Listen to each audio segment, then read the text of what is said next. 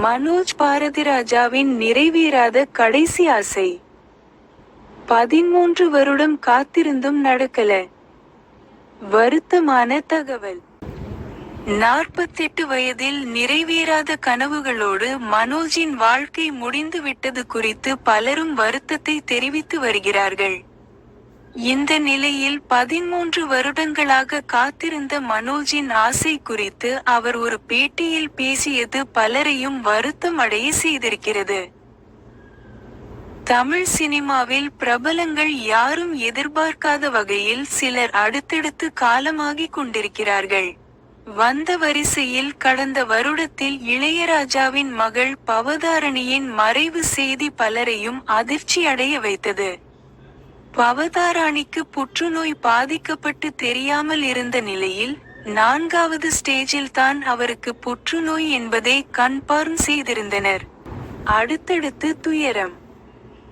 அதற்கு பிறகு பவதாரணியை காப்பாற்ற முடியாது என்று டாக்டர்களே கைவிட்ட நிலையில் மனம் தளராமல் குடும்பத்தினர் போராடி வந்த பிறகும் சிகிச்சை பலனின்றி அவர் இறந்து போனார். அதேபோல இளையராஜாவின் நண்பரான பாரதிராஜாவின் ஒரே மகனான மனோஜ் பாரதிராஜா நேற்று மாரடைப்பால் மரணமடைந்தது சினிமா உலகில் பெரும் அதிர்ச்சியை ஏற்படுத்தி இருக்கிறது.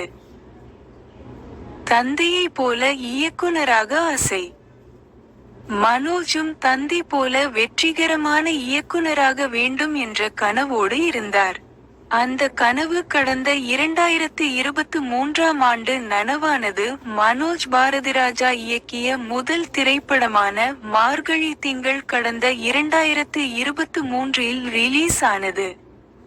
அந்த படத்தில் பாரதிராஜாவும் நடித்திருந்தார்.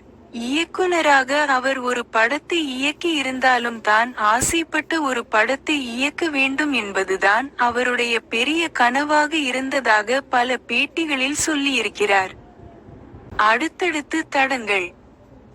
தன்னுடைய தந்தை இயக்கிய சிகப்பு ரோஜாக்கள் படத்தின் அடுத்த பாகத்தை எடுக்க வேண்டும் என்று பல வருடங்களாக போராடினார். ஆனால் அது கடைசியில் நடக்காமலே போனது. அந்த படத்திற்காக கதையை 13 ஆண்டுகளுக்கு முன்பே தயார் செய்து வைத்து விட்டாராம். அந்த ஸ்கிரிப்ட் கையில் எடுக்கும் போதெல்லாம் ஏதாவது ஒரு தடங்கல் வந்து விட்டுக்கொண்டே இருக்கிறது என்று பேட்டியில் பேசியிருந்தார். மனோஜின் நிறைவேறாத 13 வருட ஆசை. அதனால் சிவப்பு ரோஜா படத்தை பல ஆண்டுகளாக கிடப்பில் போட்டு வந்தார். 13 வருடங்களாக இந்த படத்தை எப்படியாவது எடுக்க வேண்டும் என்று ஆசையோடு காத்திருந்த மனோஜ் பாரதியின் கனவு நிறைவேறாமலே போயிருக்கிறது. நடிகர் கமல் நடிப்பில் பலரையும் மிரள வைத்த சிவப்பு ரோஜாக்கள் திரைப்படம் கடந்த 1978ஆம் ஆண்டு வெளியானது. இந்த திரைப்படத்தில் ஸ்ரீதேவி, கவுண்டமணி, வடிவுக்கரசி என மிகப்பெரிய பட்டாளமே நடித்திருந்தனர். சிவப்பு ரோஜாக்கள் 2. ஆனால் 2வது பாகத்தை சிம்பு மற்றும் சுருதிஹாசன் வைத்து எடுப்பதற்காக பேச்சுவார்த்தை நடைபெற்றிருக்கிறது.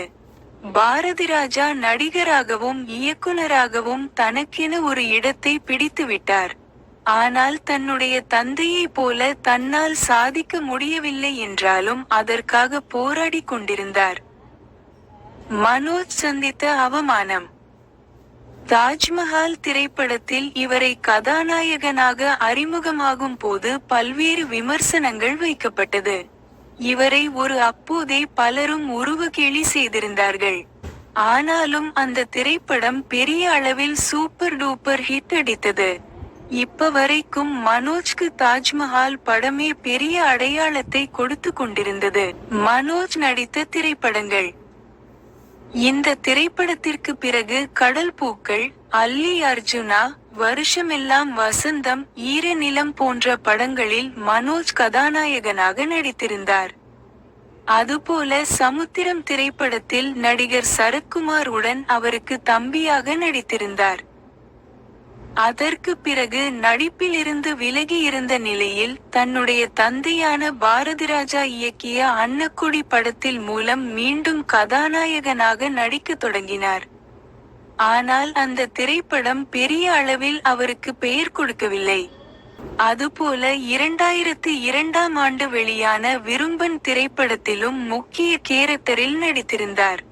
இந்த நிலையில் இவருடைய மறைவுக்கு பல பிரபலங்களும் இரங்கல் தெரிவித்து வருகிறார்கள்.